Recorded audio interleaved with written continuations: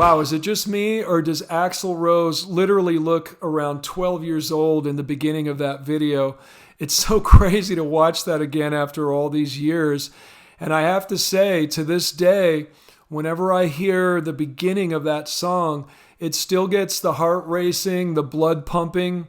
Such a great chaotic effect. You've got Slash with that killer delay on his guitar. The delay is set to produce dotted eighth notes.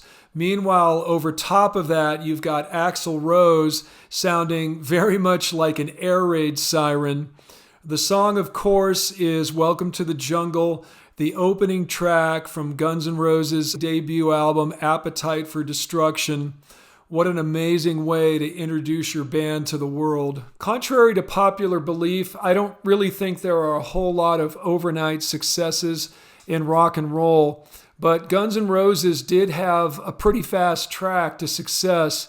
Formed in LA in 1985, by 1986 they had signed to Geffen Records, one of the biggest labels going. I think when you study the success trajectory of classic rock bands, they fall into two main categories.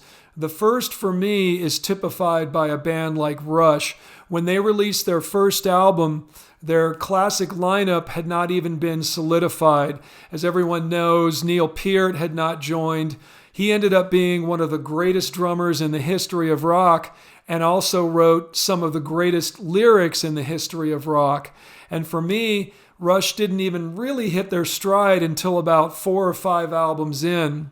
So clearly that band was a work in progress. On the other end of the spectrum, you have Guns N' Roses, whose classic lineup was the original lineup. This band came fully formed onto the rock and roll scene and ready to take on the world. And I can sort of personally attest to this. I won't go into great detail because I've discussed this before in another video. But I was lucky enough to see Guns N' Roses in 1986 when they were unknown outside of LA. The show took place at a small club in San Francisco's North Beach neighborhood called The Stone. Any of you that follow the Bay Area music scene in the 70s and 80s will definitely know of it. I didn't even want to be there. My friend had dragged me up to the city that night. They were opening for a local band called Jet Boy, but they came out and blew the roof off the place. The band that I saw that night was exactly the same one that would be playing stadiums a couple of years later. Appetite for Destruction was released on July 21st, 1987. And I kid you not, as I sit here today recording this segment, it is July 21st, 2025, the 38th anniversary of its release. I swear to God, I didn't plan it that way. It's just a cool little bit of synchronicity there. Carl Jung would have probably told me there was some significance to it all. Who knows? The album debuted at number 187 on the Billboard 200 and sort of sat around for about a year before it really took off. In the end, I think this was probably a positive thing for the group. In rock and roll and pop music in general, there's this thing about legitimacy. I think sometimes if your record goes straight to number one right out the gate, people think you're some sort of music industry creation and not sincere.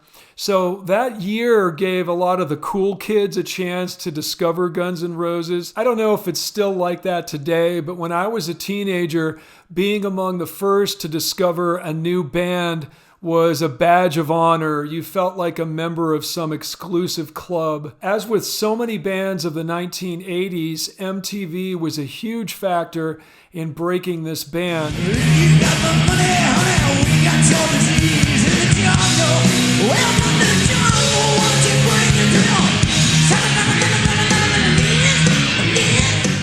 Welcome to the Jungle video, which of course we saw a piece of earlier, was released 3 months after the album itself.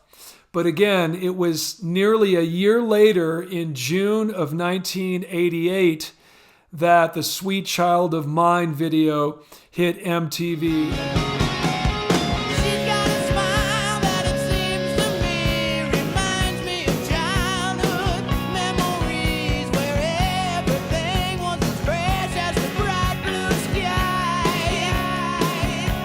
Then it was all over. Liking Guns N' Roses did not make you a member of an exclusive club at that point. And once again, I think holding this song back for a while was a brilliant move. Sweet Child of Mine is kind of a pretty ballad that pop fans and maybe even your parents could like, in contrast to the raunchy hard rock that makes up most of this album. If they had gone with Sweet Child first, I think a lot of the die-hard rockers would have dismissed Guns N' Roses as a saccharine pop band. But this really is a great song, and something about a scruffy-looking tattooed guy singing sweet lyrics like, "Her hair reminds me of a warm, safe place where as a child I'd hide and pray for the thunder and the rain to quietly pass me by," really resonated. Both musically and in terms of their image, Guns N' Roses was very different for the time. Remember, this was the height of the hair metal / glam rock period. And while GNR certainly had elements of that, there was something a bit tougher and more serious about it. It didn't feel so much like it was aimed at preteen girls. You had rhythm guitarist Izzy Stradlin with his slightly shorter hair and baggy pants. You had Slash with that big old hat. It was kind of fresh. And Slash's lead guitar playing was a great throwback to the classic rock of the 60s and 70s. Most of the hair metal guitar players were basically doing bad Eddie Van Halen impressions at this point, playing Ibanez and Charvel guitars. And here comes Slash with that Sunburst Les Paul and playing much more soulfully and melodically. The solos in Sweet Child of Mine are a great example. He uses an E harmonic minor scale for an exotic effect.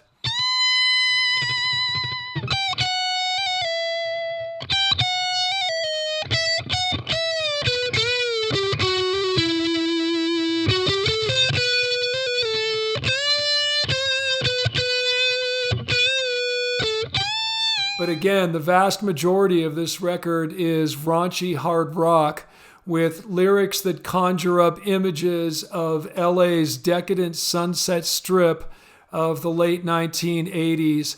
Things like It's So Easy and Mr. Brownstone, whose title is a reference to heroin.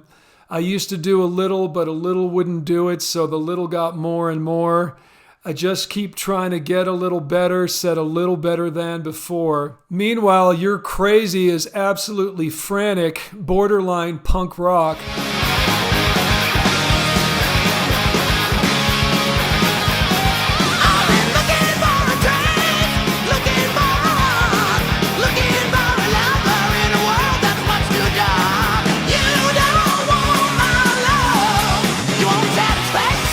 Things I really like about this album is the way the band are not afraid to experiment with unconventional song structures. Sweet Child of Mine has several distinct parts, and then there's Paradise City, another one of the biggest hits from this album.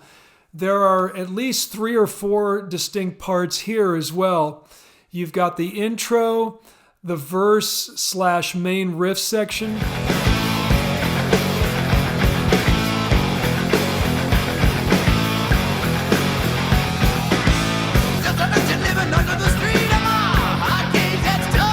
And then you've got that cool little bridge / interlude, not sure what to call it, the So Far Away bit.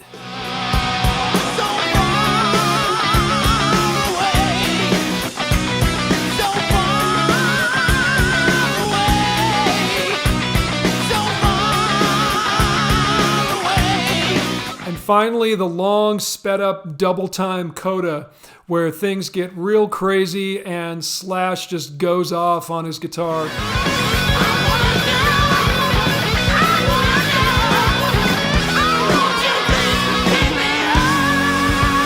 This really is a near-perfect hard rock album that felt like a breath of fresh air in 1987.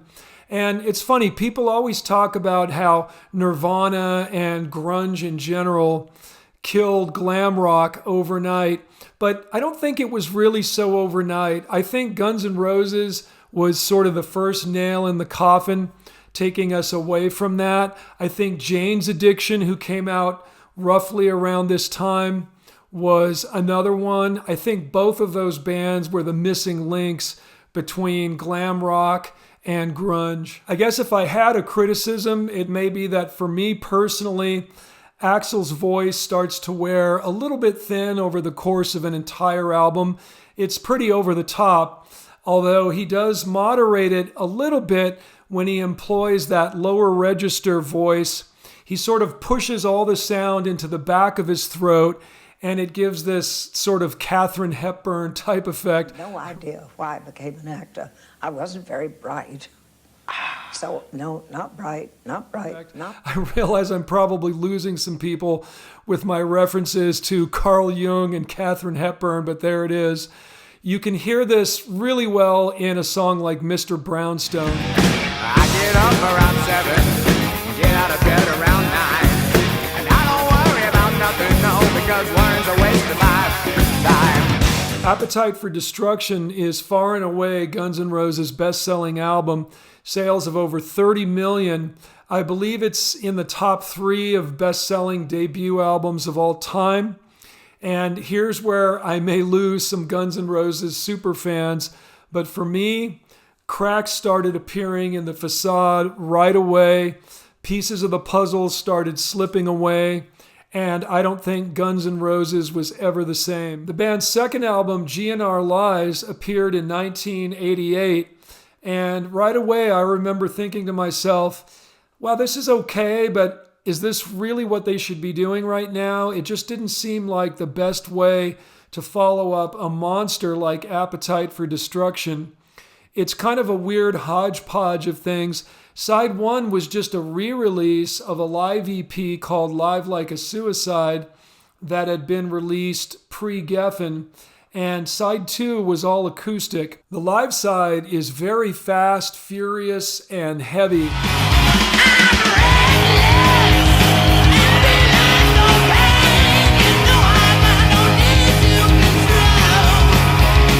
And once again, I wonder if this was an attempt at reestablishing some street cred, sort of, yeah, we may have sold millions with that last record, but we're still the same gritty little band from LA that we always were. As mentioned, side 2 is all acoustic. I wonder if they got the idea for the electric side 1 and the acoustic side 2 from Led Zeppelin 3. I wouldn't doubt it. It contains the very controversial 1 in a Million, which caused considerable problems for the band and Axl Rose in particular due to its lyrics. I'm not going to go into that here. Look it up if you feel like it, if you're not familiar.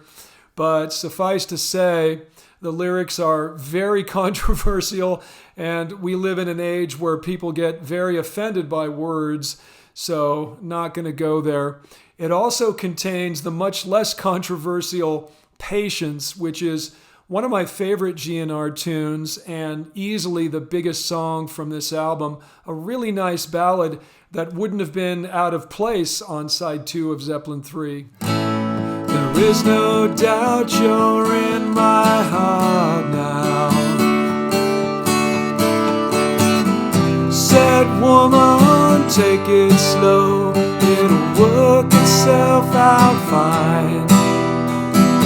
All we need is just a little patience. And it should be mentioned that even though it's only the second album, GNR Lies is the last Guns N' Roses album to feature the full original lineup. At this point, band members began either jumping ship or getting unceremoniously tossed overboard. The first being drummer Steven Adler, who was let go due to his drug addiction. And this is one of those cases where you have to say to yourself, wow, it must have been pretty bad if Guns N' Roses kicked him out for substance abuse, because I think they all suffered with some demons in that regard. I think Adler's loss was a big one for the band. He's not a great drummer technically, but his style fit the band perfectly. And I think his look fit the band perfectly too. You cannot discount that in a band like Guns N' Roses. He was replaced by Matt Sorum, a very competent drummer. He had played with the Cult previously, but he just never seemed to fit in to me for whatever reason. GNR fans had a bit of a long wait for the group's next album, all the way up until 1991. But when the time came, they certainly weren't shortchanged. The band released 2 simultaneous albums on the same day, Use Your Illusion 1 and Use Your Illusion 2. And these were not short albums. Each one clocks in at over 75 minutes. The whole releasing 2 albums at the same time thing became a bit of a mini trend around this period. Bruce Springsteen would do the same thing in 1992. At any rate, I think this period was the height of Guns N' Roses mania. Record stores literally opened up at midnight on the release date, and fans were lined up so they could buy the album immediately. I have friends who did just that at our local Tower Records, so of course the album sold well. Both have been certified 7 times platinum over the years, although it's important to note even the combined sales still don't equal those for Appetite for Destruction. And I don't think it's an original observation to say that maybe they just bit off a little bit too much with all this. If you took the best tracks from both of these, I think you would have one pretty solid album, although I still don't think it would touch Appetite for Destruction. I would probably pick stuff like You Could Be Mine, which was the first single. It featured in one of those Terminator movies.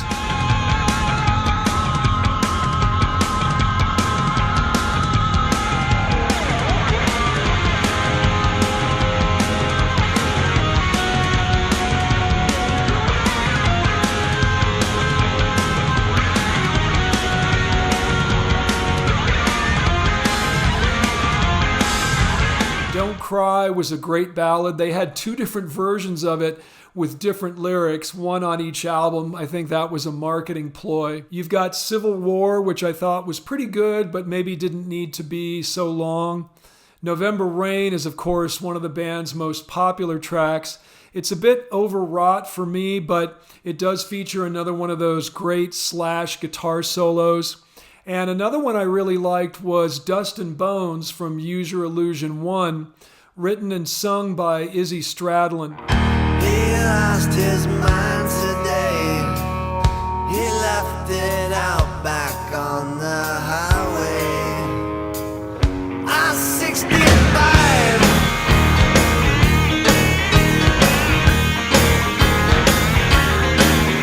That was a very Stonesy move, I thought. Izzy always reminded me a bit of Keith Richards anyway, and I always looked forward to that one Keith tune that you would get on most Stones albums, and this one probably could have been written by Keith. Following the release of the albums, the band embarked on a massive tour.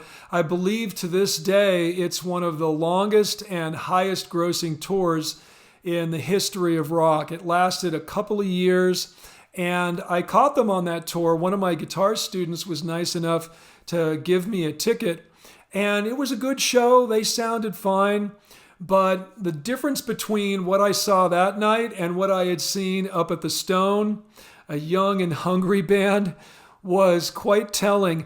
By this time, Axl had entered that stage where he seemed angry at the world.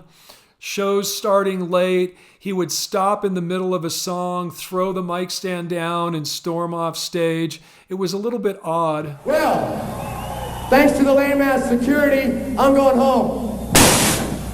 And that's when the wheels really started to come off the wagon, I think. Izzy Stradlin left the band while the Use Your Illusion tour was still in progress. And while Adler was a huge loss, Izzy was even bigger. Many have called him the heart and soul of the band. 1993 saw the release of The Spaghetti Incident, an album consisting entirely of cover songs recorded over the 3-year period from 1990 to 93. It's also the last Guns N' Roses album to feature Slash, Matt Sorum, and bassist Duff McKagan. By all accounts, Axl had become utterly impossible to deal with by this point. A perfectionist, a control freak, and was more or less treating the other band members like hired hands. The album is basically an homage to the glam and punk rock bands that influenced Guns N' Roses, groups like The Damned, the New York Dolls, and the Stooges. They scored a minor hit with Hair of the Dog, a cover of the old Nazareth tune, and I have to admit that song is very suited to Axl's voice. Now you're messing with son of a now you're messing with son of a bitch. Now you're messing with But really, this album, I think, was just treading water, a way to keep the group's name and image in the public eye, as it was literally falling apart. And to my mind, that was really the last Guns N' Roses album. They sort of went out with a whimper. Now, yes, it's true, there was another Guns N' Roses album, in name only, 2008's Chinese Democracy, 15 years after the release of The Spaghetti Incident. Now, we could debate about the relative merits of this album.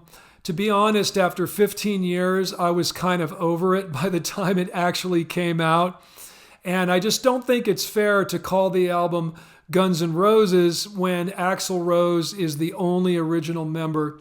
If you look at the Wikipedia page for the album, there are no less than 12 musicians listed as members of Guns N' Roses. It was really Axl and a bunch of session musicians, a revolving door, probably most notably including Shredder guitarist Buckethead. On another note, I really do think Axl Rose deserves credit for taking his music in a whole new direction here.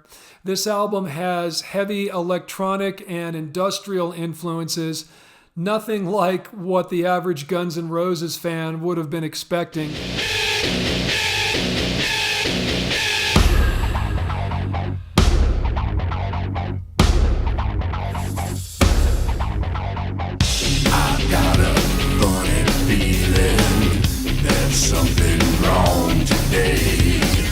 And I think that's pretty cool, a bold move.